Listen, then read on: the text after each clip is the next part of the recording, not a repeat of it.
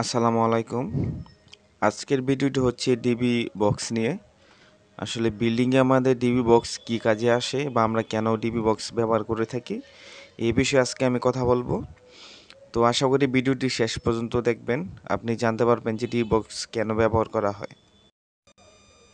এই বোর্ডটিকে সংক্ষেপে DB box বলা হয়। আসলে এটা ফুল মিনিং হচ্ছে ডিস্ট্রিবিউশন বোর্ড। তো এই ডিস্ট্রিবিউশন বোর্ড থেকে আমরা প্রত্যেকটি যে রুম থাকবে, আপনার ইউনিটের যে প্রত্যেকটি রুম আছে এই রুমগুলোর মধ্যে লাইন সাপ্লাই দিয়ে থাকি। এই ডিবি বক্সে প্রতিটি রুমে লাইন আসবে, ফেজ আসবে, তারপর এখানে ইনপুট আসবে। ইনপুটটা হচ্ছে মিটার থেকে যে তারটি আসবে এটা হচ্ছে ইনপুট। ইনপুট থেকে প্রত্যেকটি রুমে লাইন এখান থেকে সেপারেট করে দেয়া হবে।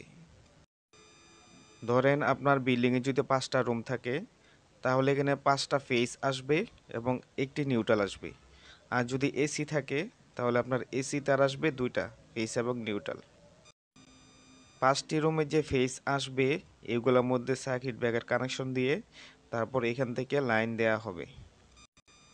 ডিবি বোর্ড বসানোর একটা সুবিধা হচ্ছে, ধরেন আপনার যদি কোনো রুমে কোনো প্রকার সমস্যা হয়, ইলেকট্রিক কোনো প্রকার সমস্যা হয়ে থাকে বা শর্ট হয়ে থাকে, সেই ক্ষেত্রে শুধু আপনার ওই একটি রুমে লাইনই অফ হয়ে যাবে, কারণ এখানে লাইনগুলো সেপারেট করে দেয়া আছে। অন্যান্য যেসব রুম আছে এখানে কোনো প্রকার লাইনের সমস্যা হবে না, শুধু একটি রুমের মধ্যে লাইন থাকবে না, কারণ এখানে সার্কিট ব্রেকার কানেকশন দিয়ে লাইনগুলো সেপারেট করা আছে।